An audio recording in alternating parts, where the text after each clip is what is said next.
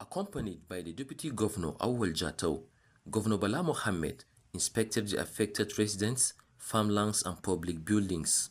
The governor expressed worry over the incidents and stressed the need for people to imbibe the tree planting culture. We extend our deepest condolences and sympathy to the people that are affected around the area where this situation happened. Certainly, it is a big test to us. But some of those things are man-made. The place is so open. We need to plant a shelter belt in front of that place. And the local government and the Ministry of Environment should do it immediately. Emir of Das Bilyamin Usman and the Das local government chairman Abubakar Mohammed Jibo appreciated the gesture as a timely response.